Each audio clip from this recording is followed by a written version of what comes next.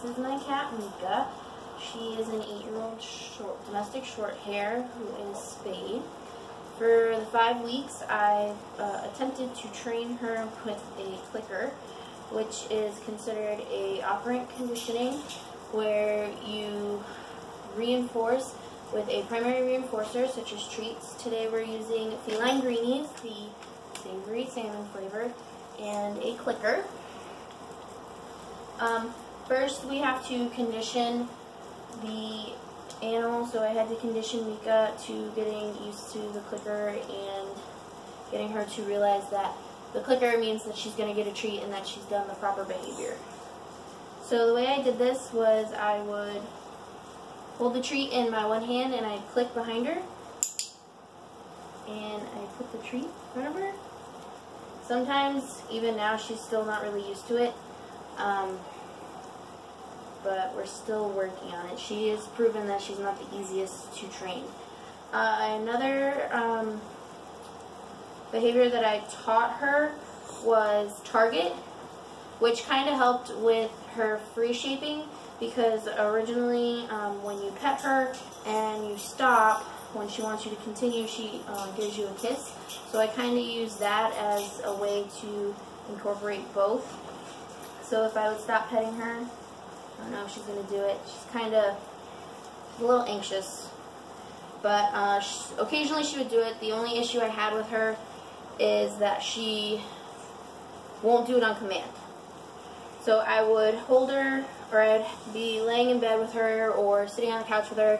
I'd pat her, and then if I stopped, she would lick me, and then I would click and continue to pet.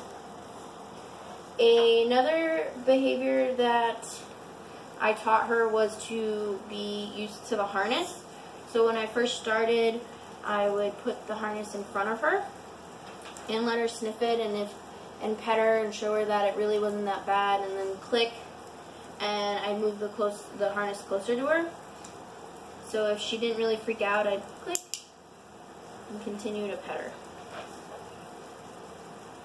For her nail, another was to sit there and sit during nail trims. Mika is very used to me trimming her nails. When she was a kitten, I would kind of hold her like this, and I would use these type of nail clippers. I know they're people nail clippers, but they weren't. There was something that she wasn't that afraid of. So I would just trim a little, and if she stayed still, I'd click and pet. It's okay. And I also attempted to teach her how to stay calm during one of the Dr. Yin's towel wraps. She's still not a huge fan of it, but the way I would get her used to it was I had some catnip out on the towel for her, and I'd let her go and get close to it, and when she did, I'd click and treat her. She's still not a really big fan of it, so I would have the catnip kind of like in front of her, and then I would hold her like this, and I wrapped one side, and if she was okay, I would click and pet her,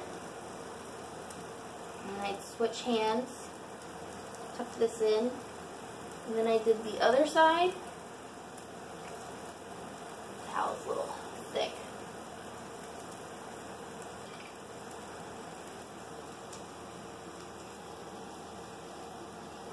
She's trying to hide in it.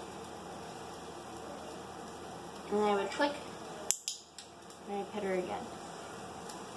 There was a lot of things that I tried to teach her to do that she really wasn't a huge fan of. It was very difficult. Like she does, she would just get up and kind of run away from me. I did try to go and grab her and pick her up again and start all over, but once she was done, it was pretty much the end of it.